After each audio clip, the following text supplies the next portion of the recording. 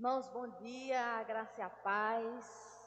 Você que está em casa, aí de forma remota, eu convido você a esse momento. Eu sei como é desafiador estar em casa, acomodado, né?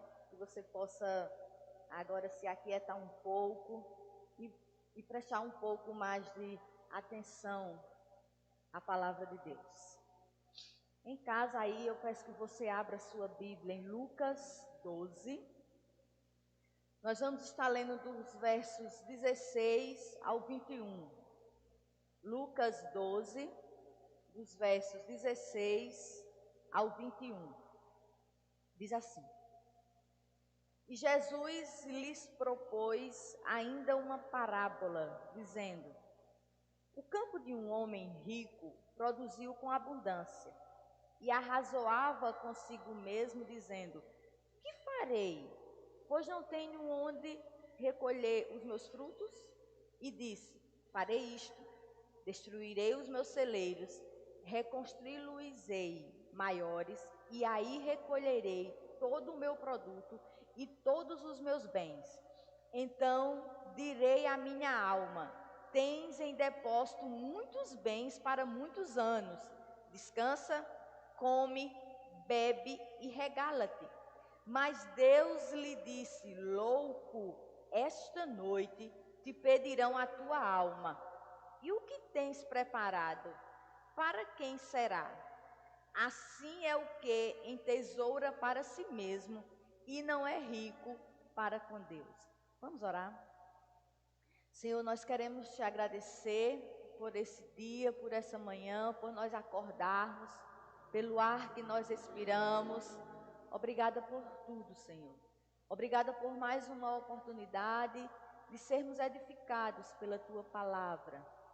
Eu peço, Senhor, que Tu possas abençoar todos os irmãos que nesse momento nos acompanham pelas redes sociais, que Tu possa vir, ó Deus, falando aos seus corações, que me ajuda, Deus, a expor a Tua palavra. Fala conosco nesta manhã. É isso que eu te peço, em nome de Jesus. Amém. Irmãos, se você ler o capítulo 11 de Lucas, o capítulo 11 de Lucas vai dizer que Jesus estava em um certo lugar e ele começa a falar às multidões. Mas o verso 37 do capítulo 11 vai nos dizer que em um determinado momento, um fariseu convida Jesus para comer na sua casa. E quando ele chega na casa do fariseu, ele começa a falar diretamente aos fariseus. E a gente vai perceber que a fala de Cristo aos fariseus é uma fala dura, porque Cristo vai acusar eles, primeiro, de valorizarem mais o exterior do que o interior. Jesus vai acusar os fariseus de se preocuparem muito com a aparência, e ele vai dizer: vocês limpais o exterior do copo, mas o vosso exterior está cheio de perversidade. Ele os recrimina pelo fato deles se preocuparem tanto com a aparência, mas o coração deles não estavam tão limpos.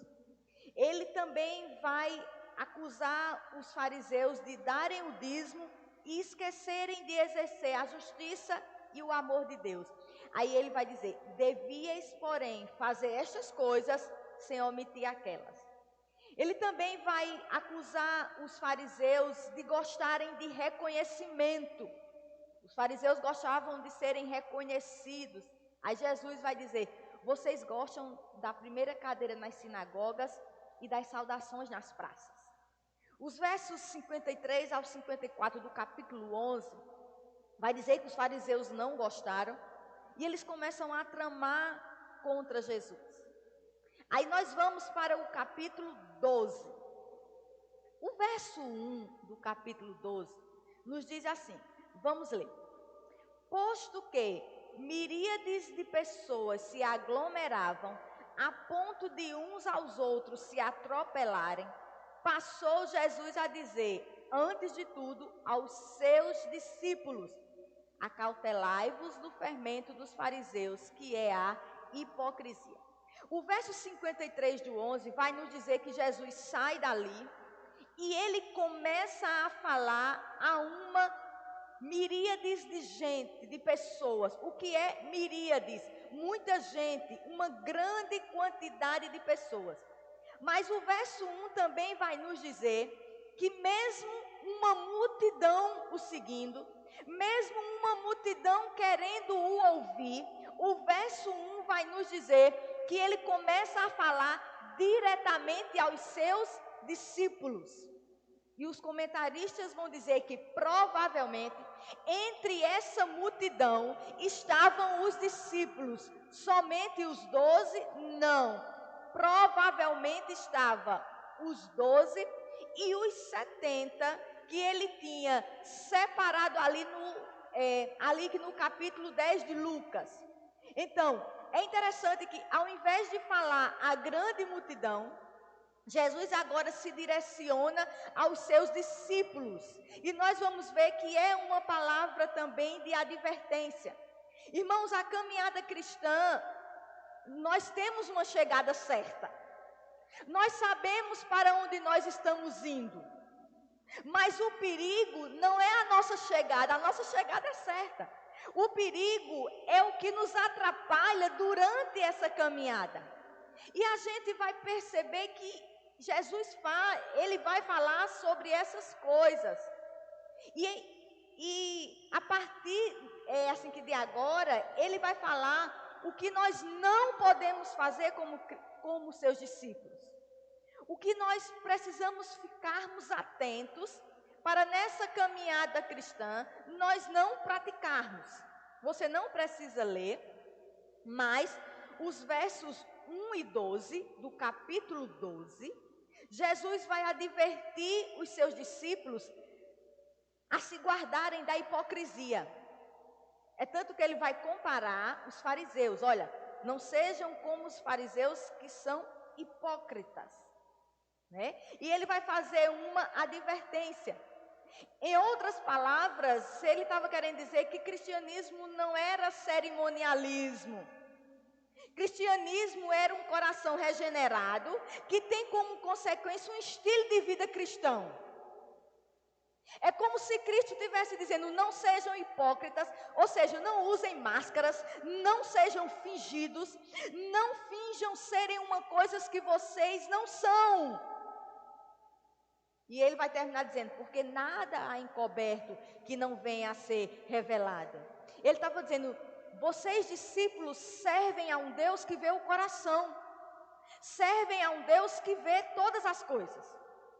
Dos versos 22 ao 34, a gente vai voltar depois para o verso 13, mas do verso 22 ao 34, ele vai encorajar os seus discípulos a algumas coisas. E essa é uma passagem muito conhecida nossa. Primeiro, ele vai encorajar os seus discípulos a não duvidarem do cuidado de Deus nas suas necessidades básicas. E é o texto que nós tanto conhecemos. Versos 22 vai dizer, não andeis ansiosos pela vossa vida, quanto ao que haveis de comer, nem pelo vosso corpo, quanto ao que haveis de vestir. Jesus estava dizendo, vocês não se preocupem com as necessidades básicas, porque Deus cuida de vocês. Outra coisa que ele vai dizer, por isso que façam do cristianismo a sua principal atividade. Versículo 31, buscai antes de tudo o seu reino, e estas coisas, ou seja, o comer, o vestir, vos serão acrescentadas. Do versos 35 ao 48, Jesus vai os alertar a terem vigilância quanto à sua segunda vinda. E ele vai dizer que no verso 39 a 40, sabei, porém, isto, se o pai de família soubesse a que hora havia de vir o ladrão, vigiaria, e não deixaria arrombar a sua casa. Ficai também vós apercebidos, porque a hora em que não cuidais, o Filho do Homem virá. Dos versos 49 ao 53, Jesus vai os avisar que, sendo seus discípulos, eles poderiam esperar dificuldades e perseguições. Versos 51, 53, ele diz: supondes que vim para dar paz à terra? Não, eu vos afirmo, antes divisão. Estarão divididos pai contra filho, filho contra pai, mãe contra filha, filha contra mãe, sogra contra nora e nora contra sogra. Ele aqui vai dizer: não esperem dias de bonança, porque a partir do momento que vocês forem meus discípulos, vocês enfrentarão lutas e provavelmente até dentro da família de vocês. Nos versos 54 ao 59, Jesus vai os advertir do dever de observar os sinais dos tempos. Verso 56 vai dizer: hipócritas, sabeis interpretar o aspecto da terra e do céu, e entretanto não sabeis discernir esta época? Então, basicamente, foram essas as advertências de Cristo aos seus discípulos. Mas ele também, do verso 13 ao 21, que é o que nós lemos, ele também faz uma advertência muito séria. E é sobre isso que nós vamos falar esta manhã. O que era que Cristo aqui estava querendo advertir os seus discípulos? O que é que essa palavra ela ainda é relevante para nós hoje? Nós precisamos entender. Vamos ler do verso 13 ao 21. Diz assim: nesse ponto, um homem que estava no meio da multidão lhe falou: mestre, ordena a meu irmão que reparta comigo a herança. Mas Jesus lhe respondeu: homem, quem me constituiu juiz ou partidor entre vós? Vamos entender aqui esse contexto. O verso 13 vai dizer que no meio daquela multidão aparece um homem, surge um homem pedindo a Jesus que Jesus resolvesse um problema familiar. Qual era o problema familiar? A divisão de uma herança. É interessante que esse pedido, os comentaristas vão dizer que existe duas suposições, para que a gente possa entender esse texto. A primeira suposição que eles vão dizer é que, talvez, o irmão desse homem que pediu para Jesus o ajudar, como os judeus chamavam, poderia ser um Ben-Hamesen. O que é isso? É um homem que os judeus chamavam filho da violência. O que era que esse homem fazia quando ia ter uma divisão de herança? Esse irmão violento tomava a parte do outro irmão que na herança e não dava. Isso é o que a gente mais vê hoje em dia, né? Quando tem problema de herança, às vezes, um mais esperto, um mais inteligente se apossa da parte dos outros. Talvez isso fosse essa realidade. Mas os comentaristas vão dizer que a mais provável qual era? A mais provável era que este homem que pediu para Jesus resolver uma questão de herança, talvez, provavelmente, ele tinha a intenção de fraudar o seu irmão. Ele estava querendo passar a perna no seu irmão. E nós vamos entender por quê. Provavelmente, esse irmão que ele estava querendo lesar era mais velho do que ele.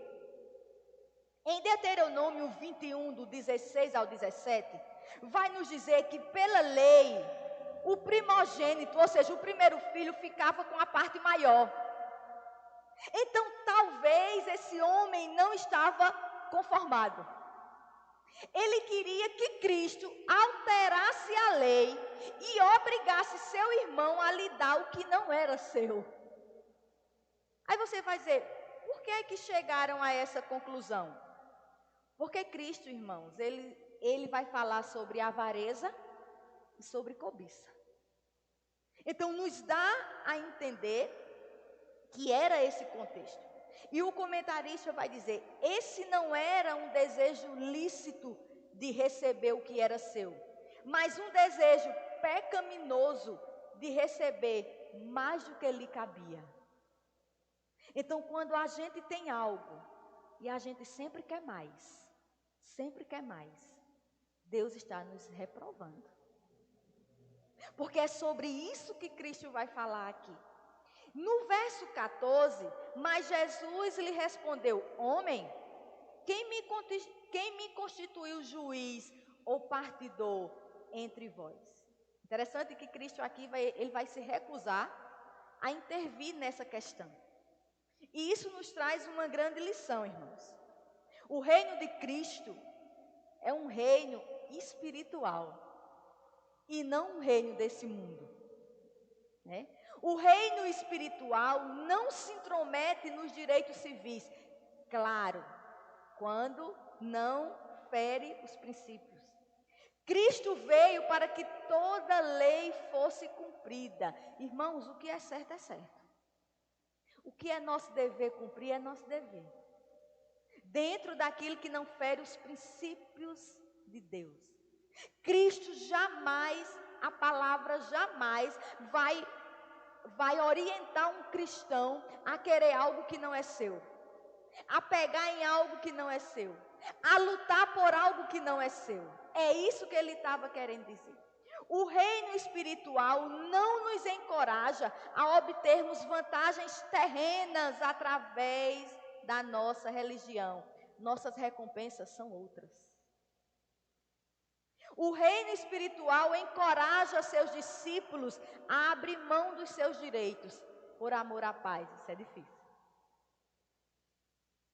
O reino de Cristo encoraja seus filhos a, mesmo quando eles têm direito, em nome da paz, para não ter desavença, para não ter contenda, a palavra nos orienta ao quê? A sofrer o dano. Então esse homem estava completamente errado. E no verso 15, Jesus vai dar uma advertência seríssima. Ele vai dizer: cuidado, olha só, guardai-vos de toda e qualquer avareza. Interessante que avareza aqui no dicionário bíblico vai dizer assim, ó, é a sede insaciável de uma quantidade cada vez maior de algo que acreditamos ser necessário para nos fazer sentir verdadeiramente satisfeitos. É aquilo que nós sentimos que nós precisamos de coisas. Quanto mais nós temos coisas, mais nós seremos felizes, mais nós seremos plenos, mais nós seremos cheios, mais nós seremos satisfeitos. É esse desejo, irmãos, de acharmos que nós precisamos ser mais do que os outros. A gente tem necessidade de ser mais do que os outros, mais inteligente, mais, de ter mais do que os outros. É o sentimento desse século. É isso que muitas vezes tem nos motivado. A gente trabalha, a gente estuda, às vezes até para saber mais do que o outro. E o pior é achar que merecemos ter mais, sempre mais. Eu mereço porque eu trabalho, não é assim? Eu mereço porque eu sou filho de Deus. Então eu mereço saúde perfeita, eu mereço casamento perfeito, eu mereço que todos os meus desejos sejam atendidos, porque eu mereço. É esse discurso que infelizmente nós estamos absorvendo. E quando nós olhamos para a Bíblia, nós vamos ver que isso também anda junto com descontentamento. Os anjos caídos fizeram uma rebelião por não se contentarem com o seu primeiro estado, cobiça. Adão e Eva não ficaram satisfeitos com o que tinham no Éden, cobiçaram o que não podia ter. Então a gente vai perceber que descontentamento geralmente leva à cobiça. E se eu fizesse uma pergunta hoje para você, qual a motivação da maioria dos nossos pecados? Nós vamos perceber que é porque nós queremos mais. Sempre nós queremos mais. Até quando a gente se sente desprezado por alguém, a gente acha que nós fomos desvalorizados. Não é isso? fulano não me deu a atenção devida. Cicrano não me deu a gratidão que eu fiz com ele, então eu... Sempre é assim. E Hebreus 13:5 vai dizer: seja a vossa vida sem avareza, contentai-vos com as coisas que tendes, porque ele tem dito: de maneira alguma te deixarei, nunca jamais te abandonarei. A palavra está nos dizendo: se contente com aquilo que você tem, porque Deus jamais vai lhe desamparar. Aí do verso 16 ao 21, que é o que nós lemos, né? Para uma explicação melhor, Jesus vai contar uma parábola. Acredito que todos nós sabemos que o que é uma parábola. Jesus, ele usava muito de parábola. A parábola, ela é uma história alegórica com a finalidade de trazer algum ensinamento. Ou seja, quando Jesus queria que seus ouvintes entendessem melhor o que ele estava falando, ele contava uma história alegórica e dessa história ele tirava um ensinamento. Então é isso que ele vai fazer aqui nesses versículos que nós lemos. O que Jesus queria ensinar, irmãos? O que Jesus ainda quer nos ensinar com essa parábola desse homem? É isso que nós vamos ver nesta manhã. Vamos lá, versos 16, 17. E lhes proferiu ainda uma parábola, dizendo: o campo de um homem rico produziu com abundância. E arrazoava consigo mesmo, dizendo: que farei, pois não tenho onde recolher os meus frutos? Vamos lá. Jesus começa dizendo que tinha um homem rico. O problema dessa parábola não é ele ser rico. A gente precisa entender isso. Mas ele vai dizer aqui que o campo deste homem produziu em abundância. O que é que a gente pode primeiro tirar daqui? Irmãos, o trabalho desse homem rico era lícito. Porque nós vamos perceber, quem é que dá a colheita? Quem é que dá a chuva? Quem é que dá as estações? Quem é que dá o vento? É Deus. Então este homem, ele era abençoado. O trabalho era lícito. A colheita quem deu foi Deus. O problema desse homem não era ele ser rico e não era a colheita dele produzir em abundância. Mateus 5,45 vai dizer: ele faz raiar o sol sobre maus e bons e derrama chuva sobre justos e injustos. Se você trabalha licitamente e se você prospera, se Deus tem abençoado, é Deus. Não é problema nenhum o seu comércio prosperar. Não é problema nenhum a sua vida financeira estar dando uma elevada. Não é, irmãos. O problema aqui não era esse. Só que, diante de tanta abundância, veio a perturbação. E aquele homem pensou: o que farei com tanto? É agora que começa o problema. Diante de tanta bênção de Deus, ele vai perguntar: o que farei com tanto? A gente já pode entender aqui uma coisa: quanto mais temos, mais nós teremos preocupações. A gente vive pedindo a Deus riqueza, riqueza. Mal sabe nós que com a riqueza vem problemas. A gente mora numa casa pequena e a gente quer uma mansão. Mas se Deus nos der uma mansão, nós vamos ter problema dobrado. Primeiro, você não vai suportar aguentar limpar uma casa grande. Você vai ter que contratar alguém. E para ter empregado vai lhe trazer problema. A gente não pensa nisso. A gente pensa e pede a Deus um emprego de destaque, um emprego que a gente ganhe bem, e isso não é problema, irmãos, mas a gente esquece que às vezes esse problema vai requerer o nosso tempo em família, o nosso tempo na igreja, e nós não vamos ter tempo para as coisas de Deus, porque o secular lhe suga. A gente não percebe isso. Às vezes, os pastores pedem um grande ministério, mas eles não percebem que esse grande ministério, às vezes, vai sucumbir ele.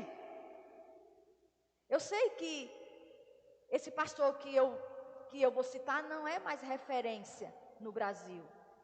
Mas esse pastor, há uns anos atrás, ele era referência no Brasil.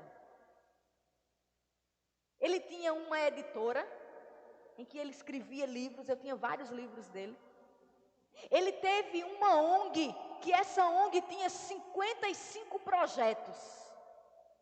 Foi considerada uma das maiores ONGs da América Latina. E quando ele caiu, perguntaram a ele: como você acha que tudo isso começou? Ele disse: quando eu comecei a pedir mais e mais. Quando eu tinha 2.000 funcionários para todo mês cobrir a folha, eu esqueci que Deus me chamou para pregar o Evangelho. Então, às vezes é isso. Vem, mas vem as implicações. Então, às vezes a gente pede a Deus coisas que nós nem sabemos como é que ficaria a nossa vida. Então, esse homem, abundância veio, mas também veio as preocupações. E J.C. Ryle, ele vai dizer: a pobreza tem muitas desvantagens, mas a riqueza destrói almas, mais do que a pobreza. Porque a riqueza, irmãos, nos traz preocupações. Por que você acha que Jeroboão fez 2 bezerros de ouro? Porque o poder é bom. E ele começou a olhar para o povo que subia para Jerusalém e disse: olha, possa ser que esse povo trame contra mim. Sabe de uma coisa? Eu vou fazer um culto meu, que eu não corro perigo, né? Verso 18, diz assim: e disse: farei isto, destruirei os meus celeiros, reconstruí-los-ei maiores, e aí recolherei todo o meu produto e todos os meus bens. Esse homem rico fez o que eu e você faríamos. Não tem como a gente recriminar esse homem, porque nós somos esse homem. Ele começou dizendo: recolherei todo o meu produto. Eu disse que a colheita quem tinha dado era Deus, embora ele tenha trabalhado. Mas esse homem esqueceu uma coisa: que nós não temos nada. Que nós somos administradores do que Deus nos dá. Você não tem nada. Você veio ao mundo nu e você vai retornar ao pó da mesma forma. A gente tem vivido dias conturbados, mas a gente não entende isso. Irmãos, nós não temos nada. E ele começa dizendo: recolherei todo o meu produto. Ele guardou. O problema dele começa agora. Porque ele não pensou em distribuir para os pobres, já que estava sobrando. Irmãos, ele não tinha onde botar. Imagina. A colheita foi tão grande, foi em tão abundância, que mesmo se ele desse, ele ainda continuava com o que ele tinha no seu armazém, vamos assim dizer. Ele não pensou em dar aos pobres, às viúvas e aos órfãos, que é esse o mandamento de Deus. Ajude o necessitado. Você não tem demais. Qual era o alvo? Acumular. Ter mais. Porque quanto mais eu acumulo, mais eu tenho segurança. Ô doce ilusão. O Covid está nos dizendo isso. Eu não estou dizendo que é pecado ter plano de saúde. Se você pode ter, tem, irmãos. Como conforto para a sua família, isso é lícito. Mas se você ficar doente realmente, você vai ser atendido no público. Mas nós temos essa ideia, quanto mais eu acumular, mais eu tenho segurança. Quanto mais eu tiver. E as redes sociais nos estimulam a isso, né? A acumular cada vez mais. Quando a gente olha para os closets das blogueiras, 50 pares de sapato, quando nós só temos 2 pés, né? A gente fica louco, querendo acumular. Quando a gente olha para a garagem dos cantores sertanejos, né? A gente quer aqueles carros. Então, isso nos estimula a cada vez a querermos mais. Quanto mais a gente tiver, mais a gente tem essa sensação, esse sentimento de que nós estamos seguros. E nós não estamos. Esse rico, o centro era ele mesmo. Tudo girava em torno de si mesmo. Eu vou acumular, eu vou guardar, guardar. Porque eu guardando, eu tenho muito. Porque eu guardando, eu estou seguro. Aí o verso 19, quanta insensatez, não é isso? Aí o verso 19 vai dizer assim, então direi à minha alma, tens em depósito muitos bens para muitos anos. Descansa, come, bebe e regala-te. Se ele tivesse dito assim, então direi ao meu corpo, ele estava certo, né? Só que ele errou. A gente quer juntar bens materiais e quer que esses bens materiais preencham a nossa alma. E não preenche. Quanta insensatez. Acreditar que a alma seria saciada com o acúmulo de bens. Acreditar que celeiros maiores podiam dar segurança à sua riqueza. Não sei se ele já tinha ouvido, já que ele acompanhava Jesus, mas Jesus disse em uma de suas falas que a traça, que a ferrugem ou o ladrão podia acabar com tudo. Poderia cair uma tempestade e esse teto desse celeiro desabar e sua colheita ir a zero. Os ladrões poderiam, mas nós não pensamos nisso. Nós achamos que se nós guardarmos, que se nós acumularmos, nós vamos estar seguros. Que homem insensato. Irmãos, aí ele vai falar de 4 coisas que nos tornam escravos. E por causa dela a gente pode se perder. Que coisa interessante. Ele vai dizer, quando eu tiver com um depósito maior, cheio, abarrotado, eu vou dizer à minha alma, descansa, come, bebe e regala. Discurso da sociedade hedonista. 4 coisas que nós buscamos. Nós não trabalhamos para ficarmos ricos, para ajudarmos na obra do Senhor. Vamos ser sinceros. Nós não acumulamos para ajudar os necessitados. Nós acumulamos para nós experimentarmos essas 4 coisas que ele disse. Primeiro, descansar. Eu trabalho entenda, eu não estou dizendo que é pecado você viajar. Entenda, por favor. Equilíbrio, tá? Mas não é assim. Eu vou juntar para fazer um cruzeiro. Eu vou juntar porque minha família merece um descanso. Meu Deus, eu disse, Senhor, tem misericórdia da minha vida. A primeira coisa que ele disse que ia dizer à alma dele era descansa. Descansa porque você tem demais. Você merece. E em nome desse descanso, às vezes, nós atropelamos muitas e muitas coisas que nós poderíamos fazer.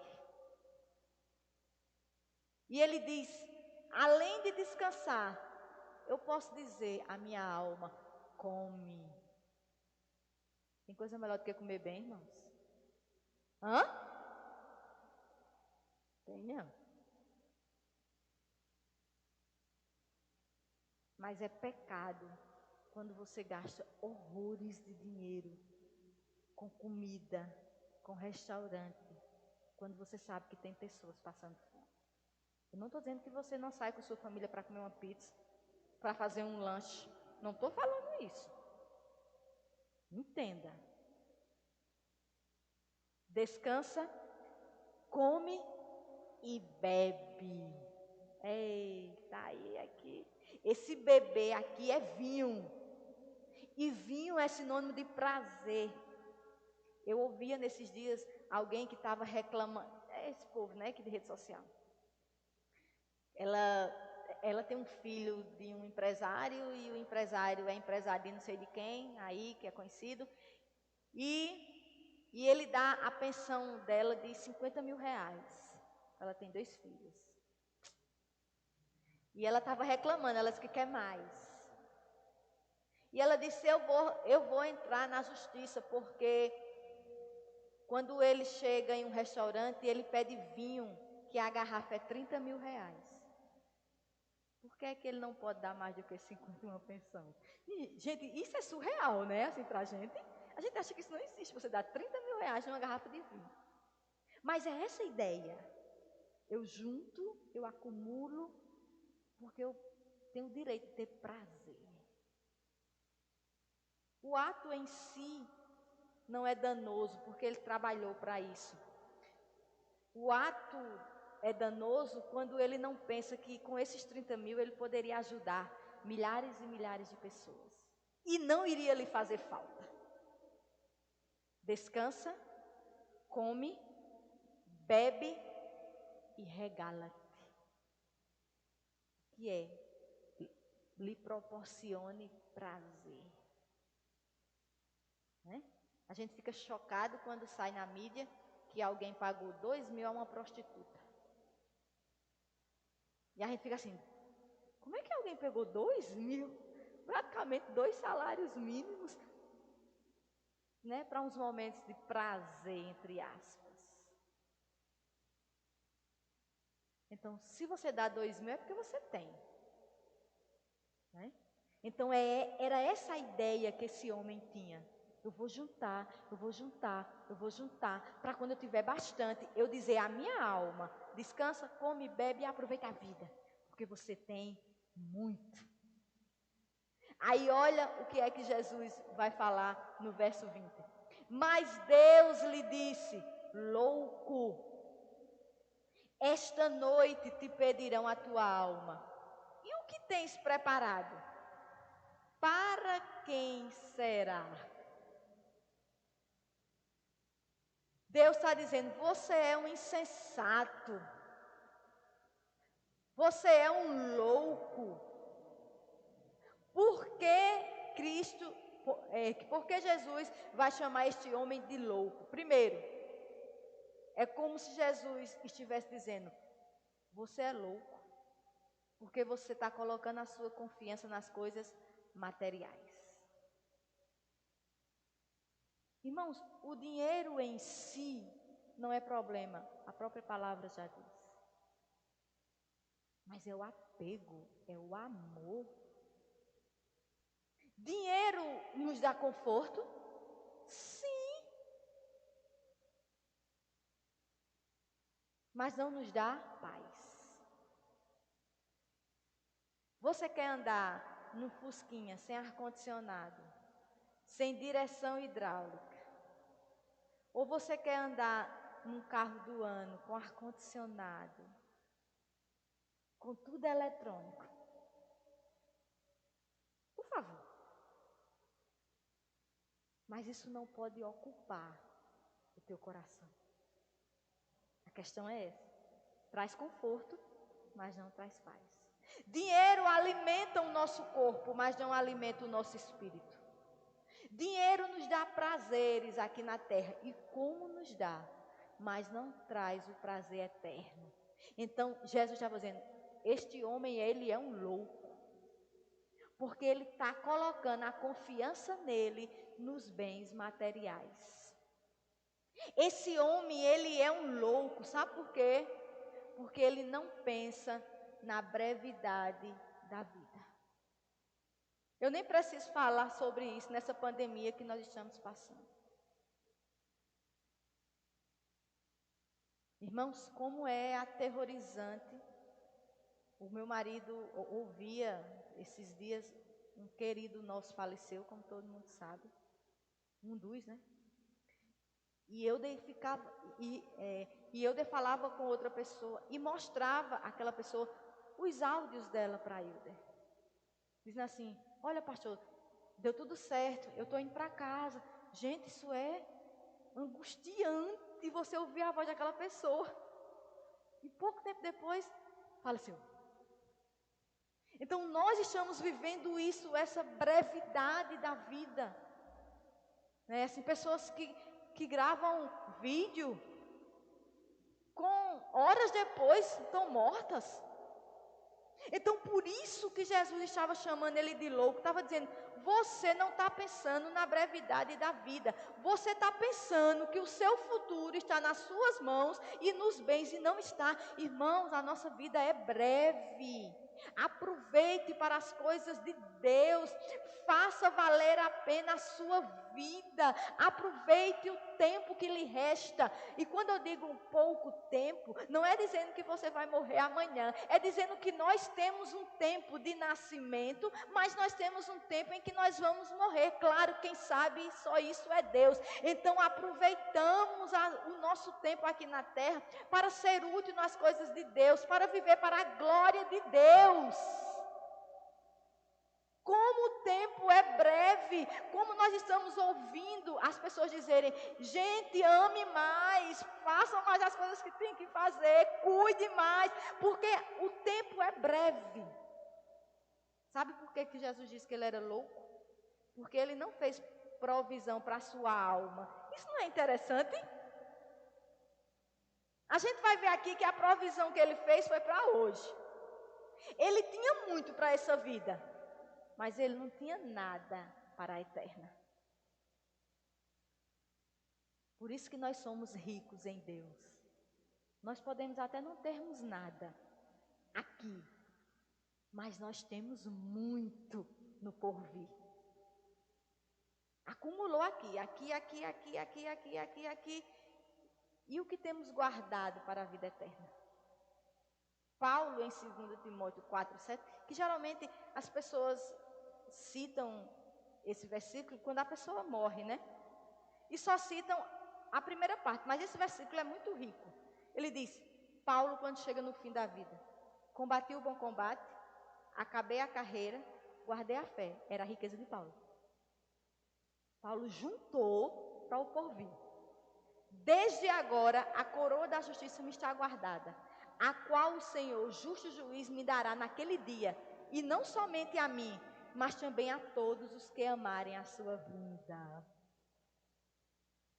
Paulo juntou tesouro no céu. Paulo acumulou tesouro no céu, irmãos. Ele não acumulou aqui nessa vida. E a gente sabe disso. Numa cela úmida, pedindo para Timóteo trazer a capa, os seus pergaminhos. Mas ele não foi insensato como esse homem louco, que só quis preparar o seu corpo, mas não preparou a sua alma. Sabe por que Jesus chamou ele de louco? Porque ele não ia usufruir daquilo que ele guardou. Você já viu uma repartição de herança? Eu estava lendo nesses dias assim. Quer conhecer o seu marido? Se separe dele. Quer conhecer os seus irmãos? Divida a herança com eles. Salomão, em Eclesiastes 2, 18, 19, olha que coisa, ele diz. Também aborreci todo o meu trabalho.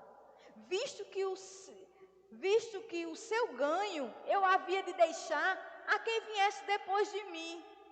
E quem pode dizer se será sábio ou não? Contudo, ele terá domínio sobre todo o ganho das minhas fadigas. Também isto é vaidade. Tem pessoas que guardam. Para quê? Para deixar. E é interessante que quando morre, os herdeiros vendem logo tudo. Que uma pessoa me contou, ela trabalhou muitos anos para uma família muito rica, aqui em Campina Grande. E ela disse que a mãe faleceu. E ela disse que essa patroa dela tinha muitas joias. Irmãos, o rico mesmo, ele investe em joias. E ela tinha muitas joias. E ela tinha 7 filhos, se eu não me engano. Enterraram ela 5 horas da tarde.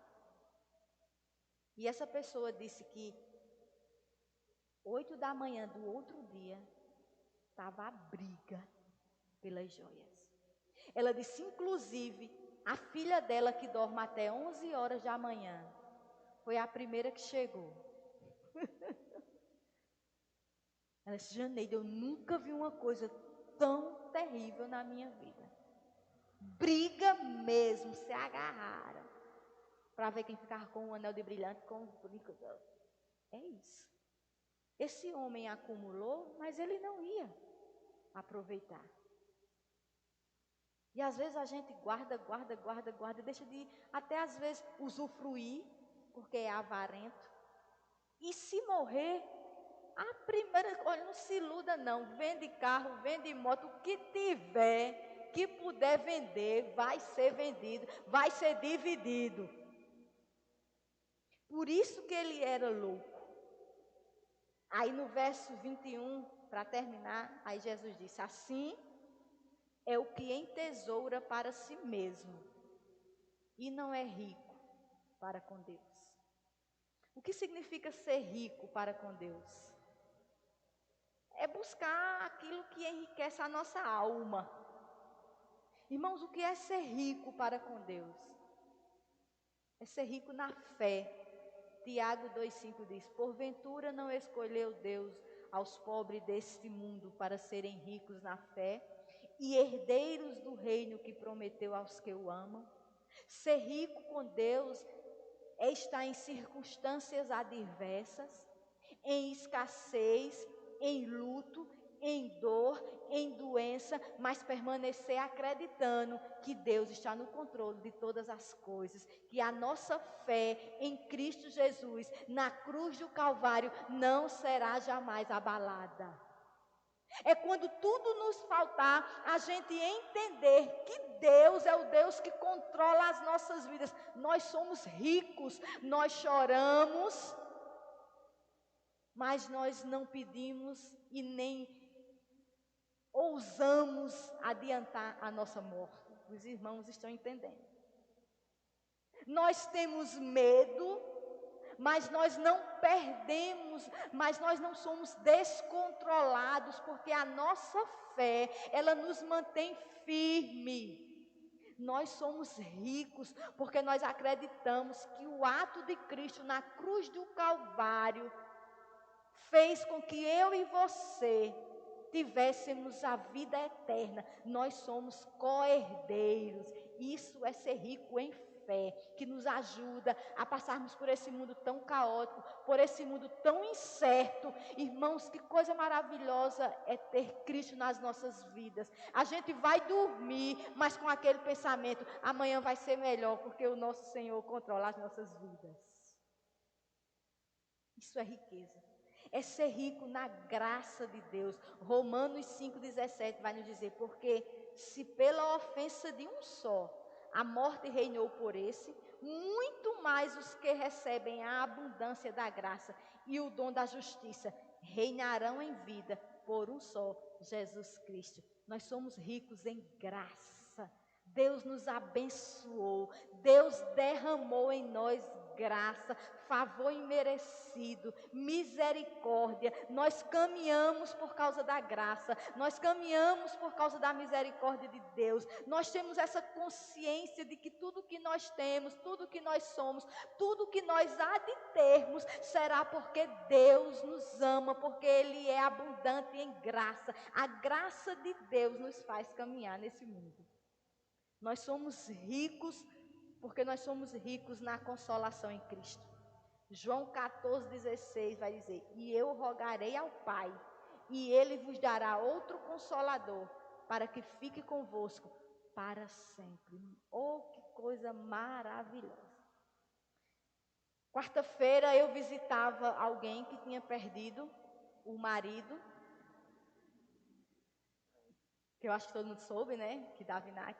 E eu ia orando: Senhor, me ajuda para não chorar, porque se alguém quiser companhia para chorar, me chame, porque, né, pronto, e eu, Jesus, me ajuda, eu preciso ser forte, Jesus, me ajuda. Irmãos, que coisa linda, que consolação do céu para aquela mulher. Eu saí mais fortalecida do que ela. Ela disse: está doendo, eu estou sentindo falta, foi de repente, Neide, é terrível, mas Deus sabe todas as coisas. E assim, eu saí dizendo: meu Deus, que coisa, irmão, se não for o Senhor, é impossível. É impossível superar um luto se o Senhor não nos consolar. E nós somos ricos, porque nós temos o Consolador. Porque o nosso Senhor Jesus Cristo foi, mas o nosso Consolador veio para ficar conosco até a consumação dos séculos. Nós somos ricos. Então isso é motivo para nós esta manhã nos regozijarmos. E para terminar, eu quero terminar com J.C. Ryle. Ele falou o seguinte: quando podemos afirmar que um homem é rico para com Deus? Nunca. Até que ele seja rico em graça, fé e boas obras. Até que se dirija ao Senhor Jesus suplicando que Ele dê o ouro refinado pelo fogo. Nunca, enquanto não tiver uma casa feita, não por mãos humanas, mas eterna nos céus. Nunca, até que seu nome esteja escrito no livro da vida e que ele seja herdeiro de Deus e co-herdeiro juntamente com Cristo. Seu tesouro é incorruptível, seu banco nunca há de falir, sua herança é eterna. Este é o homem verdadeiramente rico. Eu e você somos ricos, porque nós temos o Evangelho, porque um dia o Espírito Santo abriu o nosso entendimento e hoje nós entendemos o que Cristo fez por nós na cruz do Calvário. Nós somos ricos porque nós temos essa palavra de toda consolação. Nós somos ricos porque nós temos irmãos que nos ajudam, porque nós sabemos que nós podemos contar. Nós somos ricos porque nós temos um templo construído por mãos humanas, mas nós temos o entendimento de que nós podemos vir aqui, prestarmos um culto a Deus, nos congregarmos como irmãos, nós termos comunhão, nós podemos repartir a nossa dor, nós podemos repartir a nossa alegria. Nós somos ricos porque nós fazemos parte do corpo de Cristo. Essa é a nossa herança, essa é a nossa maior riqueza. Que Deus aplique essa palavra no nosso coração e nos console nesses momentos e nesses dias tão difíceis que nós temos passado. Amém?